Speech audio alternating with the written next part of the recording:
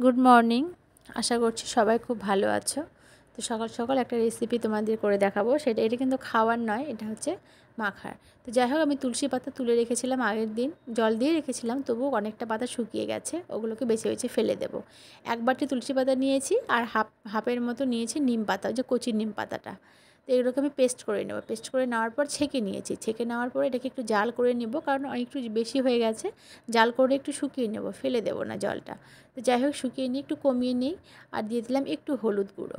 এটা আমাদের বাড়িতে ভাঙানো হলুদ, সেই জন্যই দিলাম, না হলে দিতাম না। তো ভাঙানো হলুদ এটা দিয়ে সুন্দর করে যে নেড়ে চেড়ে এটাকে একটু কমিয়ে নিয়ে রেখে দেবো। আর এটা ঠান্ডা হোক। কালারটা কেমন গ্রিন এসেছে দেখেছো? আর নিয়ে নিয়েছি একটা মোল্ড। এবার বুঝতে পারছো কী করবো? এবার বানাবো আমি সোপ, মানে সাবান, গায়ে দেওয়া সাবান। তো এরকম নিম, তুলসী, হলুদ দিয়ে আর ভিটামিন ই ক্যাপসুল দেবো 3-4টে। আর দেবো গোলাপ জল দিয়ে। আর এটা নিয়েছি মানে সোপ বেসটা তো সাবান বানানোর জন্য অবশ্যই লাগবে সোপ বেস ছাড়া কিন্তু সাবান হবে না তৈরি। তো ওই যেটা করে রেখেছিলাম নিম তুলসীর, তার মধ্যে গোলাপ জল দিয়ে দিলাম। আর দিয়ে দেবো এই যে ভিটামিন ই ক্যাপসুল দিয়ে দেবো, 3টে দেবো। আমি 4টে সাবান বানাবো, 3টে দেবো। তো এই সাবানটা কী হয় বলো তো? তোমরা যদি বলো বানিয়ে নাও, বা তখন বলবে যে সাবানটার তো ফেনা হয় না। এগুলো সাবানের কিন্তু ফেনা হয় না। ফেনা সাবানে কিন্তু ফরমালিন বেশি দেওয়া থাকে, তোমার কেমিক্যাল বেশি থাকে। সেই জন্য ওটা প্রচুর ফর্ম হয়। তো এটাতে দরকার নেই। এটাতে কিন্তু এই সাবানটাতে হ্যাঁ, কিন্তু ফেনা হবে না। স্কিন কিন্তু খুব প্রচণ্ড গ্লো হয়। আর স্কিনটা মানে চটচটে হয়ে যায় না, এরকম খরার দিন যেমন স্কিন চটচটে হয়ে যায় না, ক্রিম মাখতে হয়, কিন্তু এটা মেখে তুমি অনেকক্ষণ থাকতে পারবে।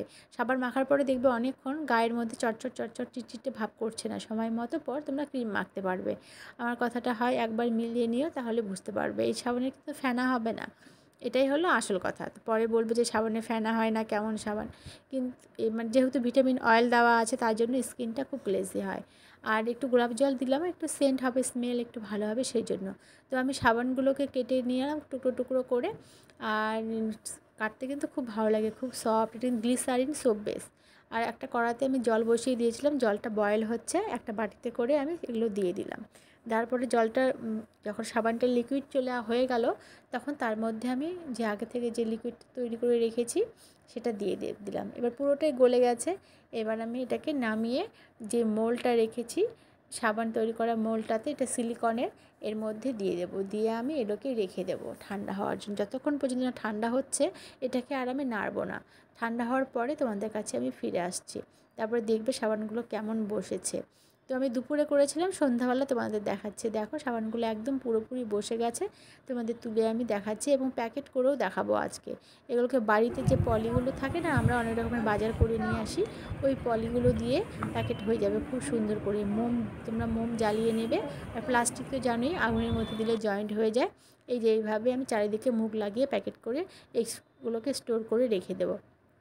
এটা আমি আমার মেয়ের জন্য করেছি, বাইরের সাবান না মাখিয়ে এই সাবানটাই মাখাবো স্কিনে।